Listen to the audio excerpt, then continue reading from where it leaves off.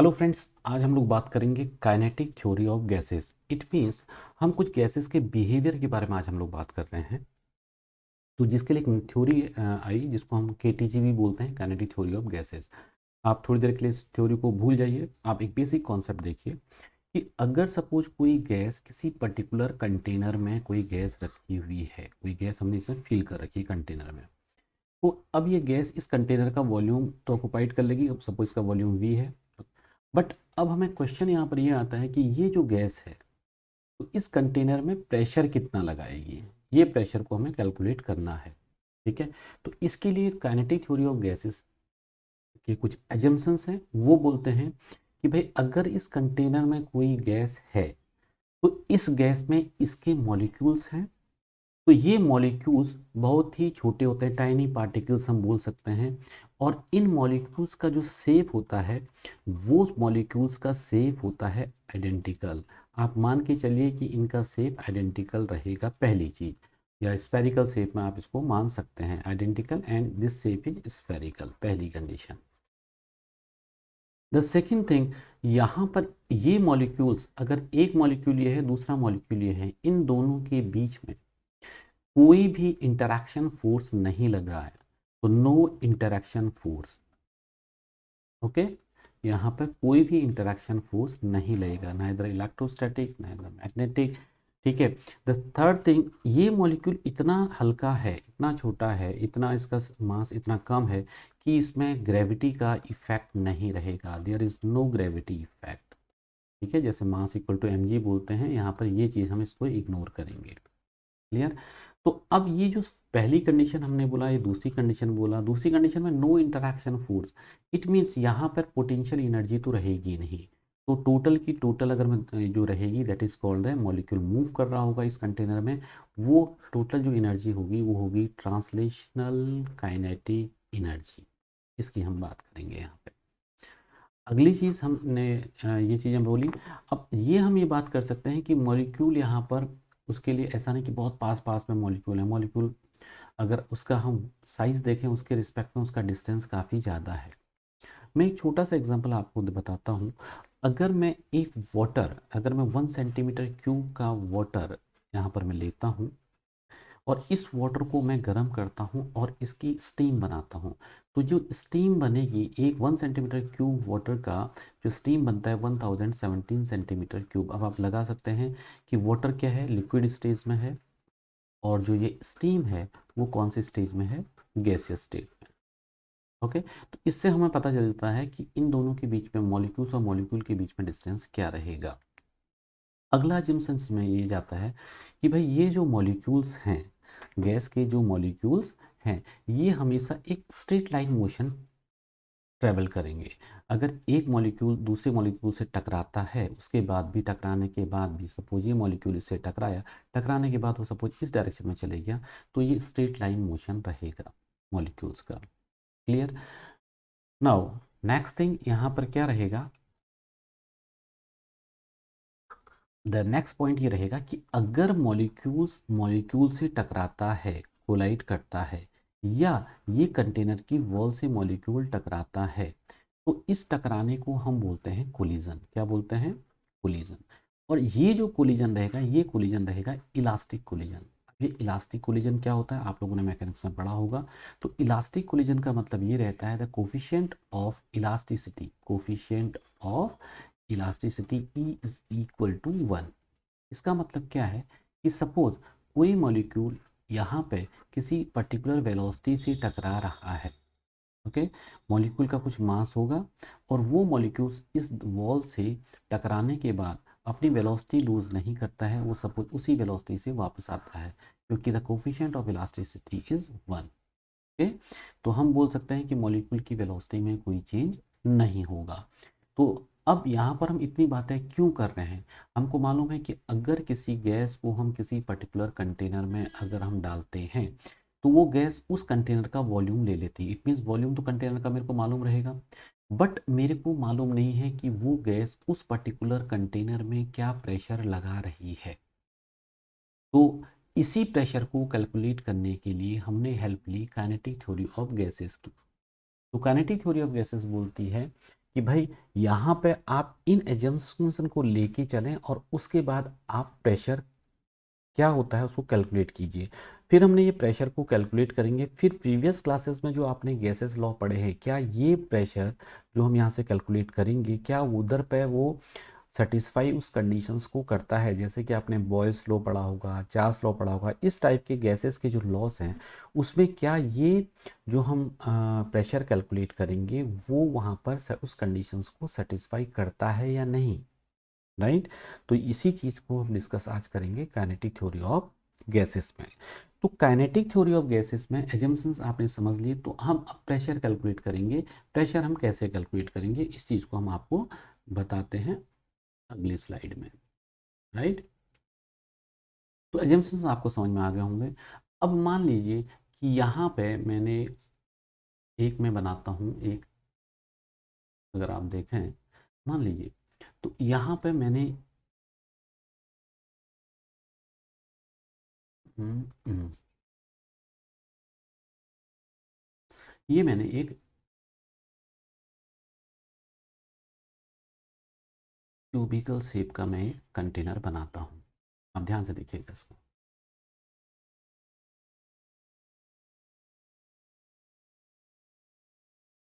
एक कंटेनर हमने बना दिया और इसके अंदर हमने एक पर्टिकुलर गैस, और भाई यहाँ पर एक चीज़ और ध्यान दो आप कि जो ये गैस है ना, ये जो गैस है यहाँ पर मैं बात करूँगा ये दिस जो हम यहाँ पर गैस ले रहे हैं वो गैस जो रहेगी दोस्त वो रहेगी आइडियल गैस। आपने पढ़ा होगा ना आइडियल गैस की प्रॉपर्टीज़ आपको मालूम होंगी, तो वो मैं डिस्कस करते जाऊँगा। तो ये मेरे पास एक कंटेनर है, सपोज इस कंटेनर के अंदर मेरे पास गैस के मॉलिक्यूल्स हैं, बहुत सारे मॉलिक्यूल्स यहाँ पर गैस के, यहाँ पर कोई गैस है तो उसके मॉलिक्यूल्स हैं। तो अगर मैं बोलता हूँ इस कंटेनर की जो लेंथ है, ब्रेथ है एंड हाइट है वो सभी क्या है, एल है, ये भी एल है, ये भी एल है, ये भी एल है, लेंथ इसकी एल है, क्लियर। तो अब इसको डिस्कस करने से पहले अब यहाँ पर मैं कोई मॉलिक्यूल्स है वो इस डायरेक्शन में डायरेक्टली तो नहीं जा रहा है, उसका रैंडम डायरेक्शन है, पहली बात। हाँ, इसमें एक एजम्पशन ये भी है कि यहाँ पर मॉलिक्यूल्स का जो मोशन होगा वो रैंडम मोशन होगा। रैंडम मोशन मीन्स उसकी प्रोबेबिलिटी कहीं भी किसी भी एक्सिस में, आप चाहे वो एक्स एक्सिस हो, चाहे वो वाई एक्सिस हो, चाहे वो जेड एक्सिस हो, वो मॉलिक्यूल किसी भी डायरेक्शन में मूव कर सकता है and this is called the random motion. और जो मॉलिक्यूल्स टकरा रहा है ऐसे जा रहा है, फिर उसके बाद इससे टकराया ऐसे आ गया, फिर ऐसे कोई आप देख सकते हैं, इस टाइप के मोशन को हम बोलते हैं ब्राउनियन मोशन या जिगजैग मोशन, क्लियर। तो रैंडम मोशन या इसको हम बोल सकते हैं ब्राउनियन मोशन, या हम इसको दूसरा नाम देते हैं जिगजैग मोशन, और या हम रैंडम मोशन भी बात कर सकते हैं। लेट अस सपोज एक पर्टिकुलर मॉलिक्यूल को हम लोग बात करते हैं, ये पर्टिकुलर मॉलिक्यूल की वेलोसिटी मान लीजिए कि v है। तो इस v वेलोसिटी का, velocity is a vector quantity, इसका x डायरेक्शन में कोई कंपोनेंट होगा, y डायरेक्शन में कोई कंपोनेंट होगा, और z डायरेक्शन में भी कोई इसका कंपोनेंट होगा। तो late us suppose the x direction में जो वेलोसिटी का कंपोनेंट है वो वी एक्स है, वाई डायरेक्शन में जो वेलोसिटी का कंपोनेंट है वो वी वाई है, एंड जेड डायरेक्शन में जो वेलोसिटी का कंपोनेंट है वो वी जेड है। तो हम इस वी वेलोसिटी को अगर वेक्टर फॉर्म में लिखना चाहें तो v x i plus v y j plus v z k, ऐसा लिख सकते हैं। अगर हम इस वेलोसिटी का मैग्नीट्यूड निकालना है, v square is equal to v x square plus v y square plus v z square लिख सकते हैं, क्लियर। ये तो आपने बेसिक हो गया। तो नाउ अब चलते हैं हम बात, मान लीजिए किसी एक पर्टिकुलर मॉलिक्यूल की हम बात कर रहे हैं और वो मॉलिक्यूल है यहाँ पे जिसकी वेलोसिटी v है। अब हम देख रहे हैं कि खाली पहले हम एक डायरेक्शन की बात करेंगे। लेट अस सपोज इस मॉलिक्यूल का x डायरेक्शन में जो वेलोसिटी का कंपोनेंट है वो vx है, क्या है, vx है, ठीक है। अब हम यहाँ पर बात करेंगे, हमने बात किया था कि कोलिजन यहाँ पर इलास्टिक होगा। तो whenever this molecule will collide the wall of this container, ये कंटेनर का वॉल है। और आप इसको थोड़ा ध्यान से देखिएगा, ये डेरिवेशन में क्यों करवा रहा हूँ, बिकॉज इसमें क्वेश्चन बहुत अच्छे क्वेश्चन बनते हैं कि कभी कभी ये होता है कि इस वॉल को अगर मूव करा देंगे तब क्या फ़र्क पड़ेगा, आपके न्यूमेरिकल्स में आएगा। तो अब फिलहाल तो यहाँ पर स्टेशनरी वॉल है, तो यहाँ पर जो मॉलिक्यूल है इसकी वेलोसिटी यहाँ पर वी एक्स है।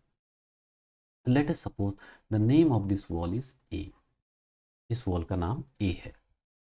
ओके। नाउ इससे टकराएगा और उसके टकराने के बाद, ये मॉलिक्यूल टकराने के बाद इस डायरेक्शन में वापस आ गया उसी वेलोसिटी से। क्यों उसी वेलोसिटी से आया? बिकॉज जो कोलिजन ये मॉलिक्यूल इस वॉल से कर रहा है, this collision is called elastic collision. Late us suppose the mass of this molecule is m।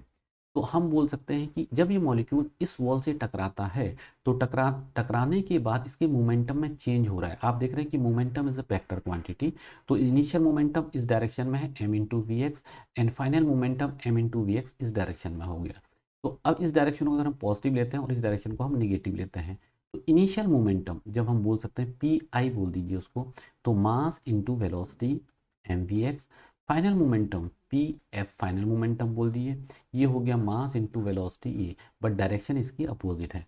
अगर हम बोलें कि चेंज इन मोमेंटम हम यहाँ पर निकालना चाहें, चेंज इन मोमेंटम, तो चेंज इन मोमेंटम निकालने के लिए डेल्टा पी जब हम निकालते हैं तो this is equal to p final minus p initial. ये तो बात करेंगे। फाइनल मोमेंटम क्या है? माइनस का 2 mvx, और इनिशियल मोमेंटम क्या है? माइनस का फाइनल मोमेंटम, इसकी वेलोसिटी वैल्यू आ गई माइनस का 2 mvx minus initial momentum, sorry 2 मैंने गलत लिखा, mvx रहेगा, राइट। पूरा कैलकुलेट ही कर दिया उसको, माइनस mvx। ओके नाउ, तो ये हो गया m इंटू वी एक्स। ठीक है। अब माइनस का एम वी एक्स कितना हो गया? That is change in momentum minus का 2 mvx। क्लियर हो गया? Now according to the conservation of momentum, आप इसको नोट कर लीजिएगा, according to the conservation of momentum, according to the conservation of momentum. तो ये जब इसका इस पार्टिकल ने जब इस वॉल पे टकराया और उसके बाद वापस गया, इसके खुद के मोमेंटम में चेंज हुआ। वो चेंज कितना हुआ? 2 mvx का। और सेम चेंज, ये इतना ही मोमेंटम किसको ट्रांसफर कर देगा? वॉल को। According to the conservation of momentum, तो चेंज जो मोमेंटम जो इसका अपना वॉल का जो मोमेंटम चेंज हो रहा है दैट इज 2 mvx। ठीक है। तो चेंज मोमेंटम जो उसको ट्रांसफर किया इसने कितना किया? वॉल को 2 mvx। इतना समझ में आपको क्लियर हो गया होगा। तो यहाँ पर हम लोगों ने अभी तक मोमेंटम की बात की, उसके बाद हमने बोला कि पार्टिकल के खुद के मोमेंटम में चेंज हो रहा है और according to the conservation of momentum, तो equal momentum is transfer to the wall by this particle. यहाँ तक आपको क्लियर हो गया होगा। क्लियर? तो अब हम इसमें आगे बात करते हैं, और आप ये भी सपोज कर लीजिए, ये डायरेक्शन को आप x ले लो, ये डायरेक्शन को आप y ले लो, और ये डायरेक्शन को आप z ले लो। तो ये vx किसी पर्टिकुलर का मॉलिक्यूल का x कंपोनेंट है वेलोसिटी का। क्लियर? इसमें एक चीज़ मैं आपको और बताऊंगा, ध्यान दीजिएगा। तो यही जो हम ये यहाँ पर बातें कर रहे हैं वही चीज़ हमारे काम आएंगी। तो ये आपने बात कर लिया। तो नाउ अब हम लोग बात करेंगे, हमें हमारा मेन पर्पज क्या है कि यहाँ पर प्रेशर कैलकुलेट करना। कि वॉल्यूम तो हमको पता है भाई, इसका वॉल्यूम L क्यूब है, तो उसमें अब गैस हमने फिल कर दी, तो मेन चीज़ हमारे पास है कि वहाँ पर हम लोग प्रेशर कैसे कैलकुलेट करेंगे। क्लियर? नाउ अब मैं थोड़ा सा इसमें आप अगर बात करूँ, ये मॉलिक्यूल इससे टकराया, टकराने के बाद ये वापस गया। आप सिंपल सा ये देखिए, एक वॉल यहाँ पर है जिसको हम ए वॉल बोलेंगे, एक वॉल हमारे पास इसकी ये वाली वॉल हम जिसको बी वॉल बोलेंगे, इसको बी बोल दीजिए। एक वॉल ये कंटेनर की ये वॉल हो गई बी, और ये हो गई ए। तो ये मॉलिक्यूल यहाँ से जब वापस जाता है सी वी एक्स वेलोसिटी से, अब ये डिस्टेंस कितना है? एल। तो कितना डिस्टेंस ट्रेवल किया इसने? L distance. और उसके बाद फिर बी से टकराएगा, और बी से टकराने के बाद ये फिर ये मॉलिक्यूल यहाँ पर टकराने के लिए आ जाएगा, लेकिन यहाँ पर वेलोसिटी में चेंज नहीं हो रहा है। आपको डिस्टेंस कितना है? एल। तो यहाँ से यहाँ गया, एल डिस्टेंस कवर किया, फिर यहाँ से इधर आया, फिर ये एल डिस्टेंस, तो 2l डिस्टेंस, और वेलोसिटी कितनी है? We X. तो what is the time taken for the next collision? तो टाइम टेकन कितना हो जाएगा? Distance upon velocity. Distance, total distance कितनी की इसने 12, वेलोसिटी कितनी है vx। इट मीन्स हम बोल सकते हैं कि after every 12 upon vx second में, after every 12 upon vx second में ये जो अपना मॉलिक्यूल है दोबारा से इस वॉल पे टकराएगा। क्लियर हो गया? तो ये अपने पास टाइम टेकन आ गया। अब आप ये देखते हैं इस टाइम टेकन में, ये इस टाइम में इसने मोमेंटम में चेंज कितना हुआ 2mvx। कितना मोमेंटम में चेंज हुआ 2mvx। तो अब आपको न्यूटन साहब ने बताया था मैकेनिक्स में कि भाई the rate of change of momentum, उन्होंने क्या बोला था, द, यहां तक आपको क्लियर हो गया? तो न्यूटन साहब जब आए थे उन्होंने बोला था कि भाई साहब ऐसा है कि आप इधर डेरिवेशन तो कर रहे हो, जरा मेरे को भी ध्यान में रखो। तो उन्होंने बोला कि, अब न्यूटन साहब ने क्या बोला, उन्होंने बोला the rate of change in momentum, momentum में जिस रेट से मोमेंटम चेंज हो रहा है, and this is called force. ठीक है? अब मोमेंटम में चेंज का रेट अगर निकालें भाई 12 अपॉन वी एक्स सेकेंड में मोमेंटम में चेंज हुआ 2mvx, तो यूनिट सेकेंड में कितना होगा, दिस अपॉन दिस। तो this is called 2mvx upon 2l upon vx, and this is called the force exerted by one molecule on the wall A। Clear?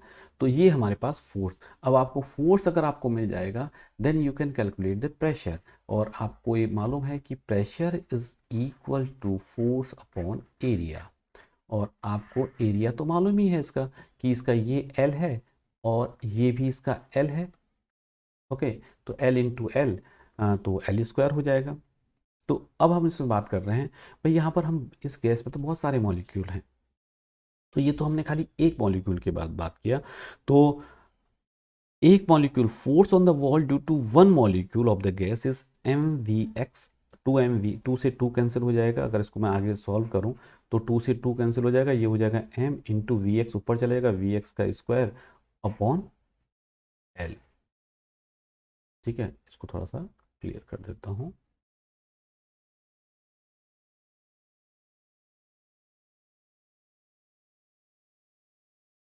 ये हो गया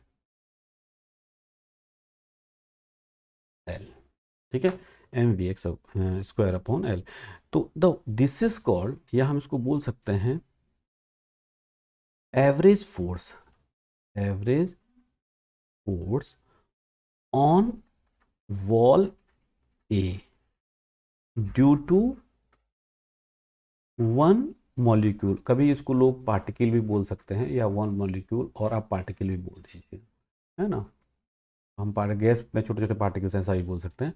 तो this is equal to mvx square upon l. यहाँ तक का clear हो गया? Now इस डेरिवेशन में अब हम लोग आगे चढ़ते हैं। इसको थोड़ा ऊपर कर दिया जाए। ठीक है, now let us suppose there are n particles. माना कि हमने इस कंटेनर में कितने पार्टिकल्स हैं, n पार्टिकल्स। कंटेनर आपने देखा होगा, मैंने बनाया था, ये कंटेनर था। ठीक है, मैं बार बार फिगर को बना के आपको बता दे रहा हूँ। ठीक है, ये वॉल ए थी। तो यहाँ पे पार्टिकल्स हमने माना n पार्टिकल्स है। How many particles, how many molecules, these are n particles और मॉलिक्यूल्स। ठीक है, नाउ अब n के n पार्टिकल्स कुछ ना कुछ फोर्स इसमें लगा रहे होंगे दीवार, इसकी वॉल पे, कंटेनर की। तो इस ढंग से बम्बार्डिंग तो हो रही है। एक मॉलिक्यूल आया, इधर टकराया, दूसरा आया, तीसरा टकराया, n के मॉलिक्यूल्स यहाँ पर अपने इसमें हम मानते हैं कि टकराएंगे। तो फर्स्ट मॉलिक्यूल, अगर मैं फर्स्ट मॉलिक्यूल की बात करता हूँ या फर्स्ट पार्टिकल की बात करता हूँ, तो उसके कारण जो फोर्स लग रहा है इसमें, एवरेज फोर्स, एवरेज फोर्स जो यहाँ पर फर्स्ट मॉलिक्यूल लगा रहा है, तो that is m bx1 square upon l। ऐसी f एवरेज फोर्स जो दूसरा पार्टिकल लगा रहा है वो कितना लगा रहा है, उसका बोल दो m vx two square upon l, ऐसा बोल सकते हैं। ऐसी ये सेकेंड वाला हो गया। ऐसी मैं बोल सकता हूँ एन पार्टिकल्स हैं या एन मॉलिक्यूल्स हैं, f average force by nth particles is equal to m v x n square upon l. इतना क्लियर हो गया। अब यहाँ पे पार्टिकल्स तो बहुत सारे हैं, ठीक है। तो अगर मैं बात करता हूँ कि सारे पार्टिकल्स के द्वारा लगाया गया फोर्स, तो मैं उसको net force, net average force अगर मैं बात करूँ, तो यहाँ पर मेरे पास आ जाएगा नेट एवरेज फोर्स जो सारे के सारे एन पार्टिकल्स ने लगाया। तो this is equal to f average 1 plus f average by particles 2 plus so on plus f average by particle n. तो नेट एफ एवरेज यहाँ पर आ गया। तो अब इसको मैं एडिशन जब करूँगा, इन सबको ऐड करूँगा, तो एम अपॉन एल सब में कॉमन आ जाएगा। तो एम अपॉन एल को मैंने बाहर ले लिया, तो अंदर क्या आ गया, v x one square plus v x two square plus v x n square. Clear. अब ये जो v x one square v x two square इतना बड़ा ना लिखे, मैं इसको समीशन, इस प्लस साइन को मैं एक समीशन साइन दे सकता हूँ, और इसको थोड़ा मैं ऐसे लिख सकता हूँ, एम अपॉन एल ये बाहर किया, सारे प्लस साइन को मैंने समीशन का साइन दे दिया। तो अब इसमें वी एक्स लिखा, तो मैं इसको वी एक्स आई बोल सकता हूँ। आई इक्वल टू समीशन का मतलब प्लस साइन, ठीक है ना। आई का मतलब, आई को मैं वेरी करवा सकता हूँ, आई इक्वल टू 1 से लेके एन तक। आई की वैल्यू 1 रखूंगा तो वी एक्स वन स्क्वायर आ जाएगा, सॉरी स्क्वायर, ठीक है ना।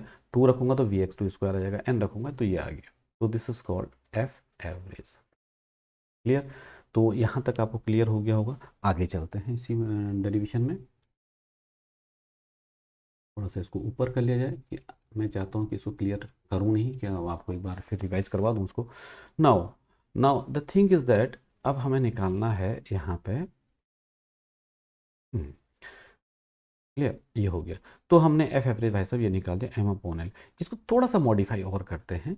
तो थोड़ा सा मॉडिफाई करने के लिए अगर मैं इसको ये बात करूँ, एफ एवरेज नेट है, this is equal to m upon l. अब एक काम करो ना, एन से ऊपर मल्टीप्लाई कर दो, एन से नीचे डिवाइड कर दो, कर सकते हैं। तो एन से मैंने ऊपर मल्टीप्लाई किया और एन से मैंने नीचे डिवाइड कर दिया, v x i square, i is equal to 1 to n, और इसको मैंने एन से डिवाइड भी कर दिया। क्लियर। यहाँ तक का क्लियर हो गया। नाउ थोड़ी देर पहले मैंने आपको बताया था, अच्छा इसको अभी हम इसी डेरिवेशन में फिर दोबारा से आते हैं। उससे पहले मैं थोड़ा सा एक छोटा सा कॉन्सेप्ट आपको बताता हूँ। आपने देखा होगा, एक तो मीन निकालते हैं किसी चीज़ का, जिसको हम एवरेज बोलते हैं। Late us suppose the velocity of the particle v1 है, एक की v2 है, एक की v3 है, एक की लास्ट में n पार्टिकल की वेलोसिटी vn है। इसी को तो रिजॉल्व किया था हमने एक्स वाई जेड में, ठीक है। अगर मैं यहाँ पे इन सब का मीन निकालूं, ठीक है, इन सब का अगर मैं मीन निकालता हूँ, चलो आप v1 से हमने इसका x कंपोनेंट बोल दिया vx1, v2 का x कंपोनेंट vx2, v3 का x कंपोनेंट vx3, vn का x कंपोनेंट vxn, ठीक है ना। अब मान लीजिए कि इन वेलोसिटीज का अगर मैं मीन निकालूंगा, सबको ऐड करूंगा, और ऐड करने के बाद उसको नंबर ऑफ पार्टिकल से डिवाइड कर दूंगा, तो ये इसको हम बोल सकते हैं, ये अगर मैं v1 v2 v3 का भी निकालूं मीन, तो इन सबको ऐड कर दूंगा और इसको n से डिवाइड कर दूंगा, यही तो कर सकते हैं। और कभी भी एवरेज जब निकालता तो एवरेज वेलोसिटी इसको v ऊपर से एवरेज ऐसे लिख सकता हूँ। ऐसे ही अगर मैं एवरेज वेलोसिटी ये सबके x कंपोनेंट को जोड़ रहा हूँ, तो v x एवरेज मैंने ये निकाल दिया, ये तो मीन हो गया।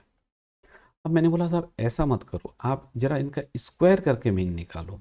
तो हमने कहा ठीक है साहब, वी एक्स वन का स्क्वायर किया, वी एक्स टू का स्क्वायर किया, प्लस वी एक्स एन का स्क्वायर किया, और उसको एन से डिवाइड कर दिया। तो ये क्या हो गया, पहले हमने स्क्वायर किया वेलोसिटी का, फिर उसको हमने एन से डिवाइड किया। तो अगर वो हम उसको मीन बोलते हैं, इसको बोलते हैं स्क्वायर मीन वेलोसिटी, इसको हम क्या बोलेंगे, v x square mean velocity, ये हमने ये कर दिया। ऊपर से जो डंडा लगा है ये एवरेज को दिखाता है, ठीक है। अब मैंने इसी में एक चीज़ और मैं बात, आपके पास मैं बाद में बात करूँगा, रूट मीन स्क्वायर भी आता है, ठीक है। तो ये समझ में आई थिंक आपको आ गया होगा। नाउ यहाँ पे अगर मैं बात करता हूं इस चीज को, मैं ऐसे लिख सकता था। आप ये इस चीज को जरा देखिए यहाँ पर, अगर आप इसको देख रहे हैं तो now v x one square v x two square plus v x n square ये ऊपर है, डिवाइडेड बाय एन, इसको हम बोल सकते हैं वी एक्स स्क्वायर का एवरेज बोल सकते हैं, यानी कि स्क्वायर मीन वेलोसिटी बोल सकते हैं। तो इसको मैंने बोला एम एन अपॉन एल, और इसको मैंने बोला वी एक्स स्क्वायर, इसका मीन समेशन ऑफ आई। थोड़ा इसको मैं रफ करके बताता हूँ आपको।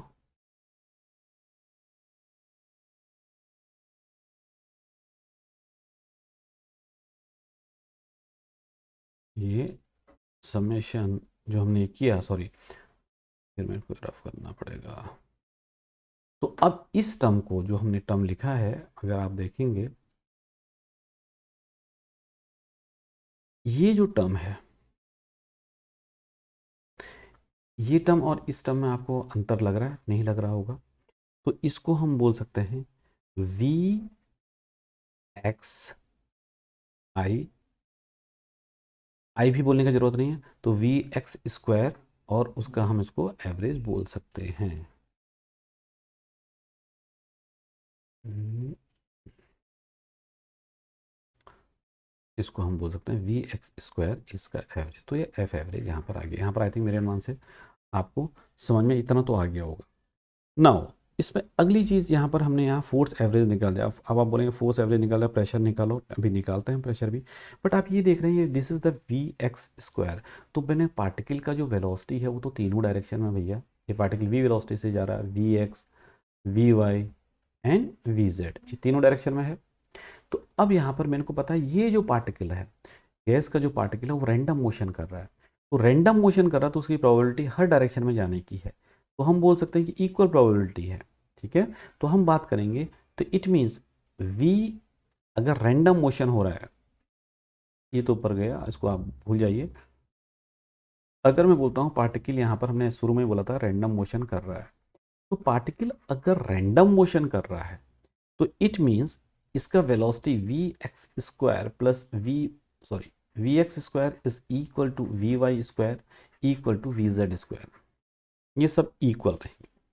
तो अगर मैं बोलता हूँ, मैंने अभी शुरू में आपको बोला था, अगर मैं वी स्क्वायर की बात कर रहा हूँ, v square is equal to, मैंने बोला था v x square plus v y square plus v z square, starting में आपको बताया था मैंने।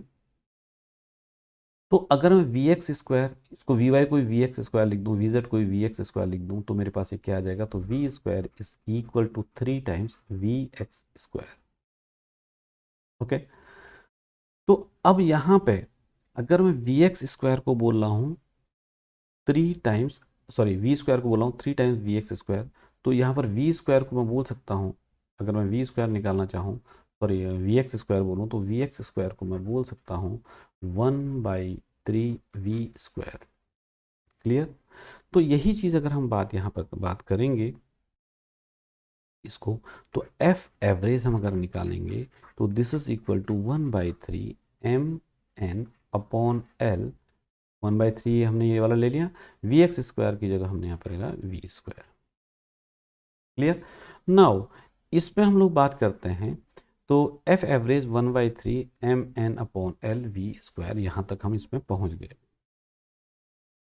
क्लियर? यहाँ तक क्लियर है? नाउ अब हमको निकालना है भाई फोर्स, फोर्स निकाल दिया, अब हमें निकालना है प्रेशर। नाउ आई थिंक यहाँ तक कोई कंफ्यूजन आपका नहीं रहा होगा। अब हम निकालने जा रहे हैं प्रेशर। तो प्रेशर इज इक्वल टू क्या होता है, फोर्स अपॉन एरिया, जो हमने स्टार्टिंग में डिस्कस किया था। नाउ अगर मैं कंटेनर की वॉल पे बात कर रहा हूँ, प्रेशर की बात कर रहा हूँ, तो यहाँ pressure is equal to force upon area. Pressure is equal to force upon area. तो जो कंटेनर की जो वॉल थी, इसका एरिया कितना था, ए कंटेनर की, ये एल, ये भी L, L into L, L square. तो this is equal to 1/3 mn upon L into V square, that is called square mean velocity, divided by area L square। तो ये L नीचे आ जाएगा तो L क्यूब हो जाएगा। तो therefore pressure is equal to 1/3 mn upon L cube और v square ये आ गया। ये एल क्यूब क्या है, इस पूरे कंटेनर का वॉल्यूम। एल क्यूब क्या है, इस पूरे कंटेनर का वॉल्यूम। इधर भी एल है, इधर भी एल है, ठीक है ना। तो ये एल क्यूब क्या होगा, वॉल्यूम। तो इसको हम इस एल क्यूब को इस कंटेनर का वॉल्यूम बोल सकते हैं वी से। तो this is equal to pressure is equal to 1/3 mn upon v into v square, ये आ गया प्रेशर। तो इस प्रेशर में जब हमने क्या एजम्पशन लिया था, आप इस रिजल्ट को ध्यान से देखिएगा। Pressure exerted by the gas on the wall, ठीक है, of the container, this is equal to 1/3 mn upon v into v square. अब यहाँ देखिए m क्या है, this is mass of one molecule और पार्टिकल। ओके, मॉलिक्यूल बोल सकते हैं या पार्टिकल, जो भी बोलना है गैस। n क्या है, नंबर ऑफ मॉलिक्यूल्स और पार्टिकल। v क्या है, वॉल्यूम ऑफ द कंटेनर जिसमें गैस रखी है। एंड वी स्क्वायर क्या है, this is called the square mean velocity. किसकी, कंटेनर की नहीं, हाँ, दिस इज ऑफ मॉलिक्यूल्स या पार्टिकल्स की, ठीक है। ये जो सारे एजम्पशंस हमने लिए हैं, इन एजम्पशन के बेसिस पे हमने यहाँ प्रेशर निकाला है। और ये प्रेशर हमने एक बड़ी चीज़ यहाँ पर शुरू में बोली थी, हम आइडियल गैस की बात कर रहे हैं, गैस हमारे पास आइडियल है, ठीक है। तो ये pressure equal to 1/3 mn v upon v square. अब ये डेरिवेशन तो निकाल दिया काइनेटिक थ्योरी ऑफ एजम्पशन से, फिर इसको टेस्ट किया गया कि भाई ये चीज़ आगे काम आएगी, ये जो बॉयल्स लॉ, चार्ल्स लॉ हमने पढ़े हैं क्या, या वहाँ पर ये वैलिड है, तो उसी को हम आगे डिस्कस करेंगे। तो आई थिंक यहाँ, आई होप कि यहाँ तक आप लोगों को क्लियर हो गया होगा। तो नाउ आगे हम लोग डिस्कस करेंगे इसका, इसी फॉर्मूले को हम आगे लेके चलेंगे। तो अभी तक का जो हम लोगों ने रिकैप में एक बार बता दूं आपको, तो आप ज़रा देखिए स्टार्टिंग से।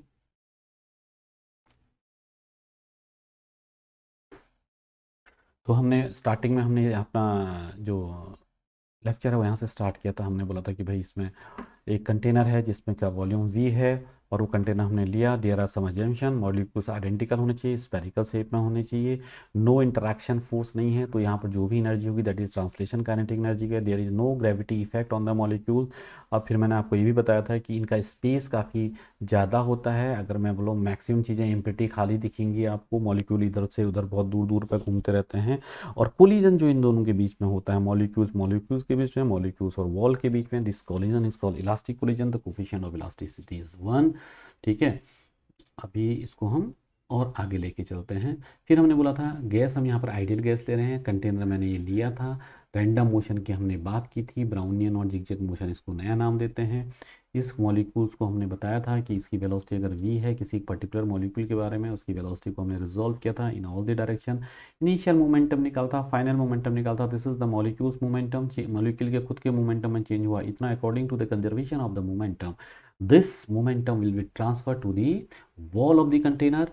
और उस फिर हमने इसमें बोला था कि अगर हमने मोमेंटम में चेंज हो गया, तो न्यूटन साहब बीच में आए थे, उन्होंने बोला था rate of change of momentum is equal to the force, and then force is equal to, हमने बोला था rate of change of momentum, it means momentum upon time, okay.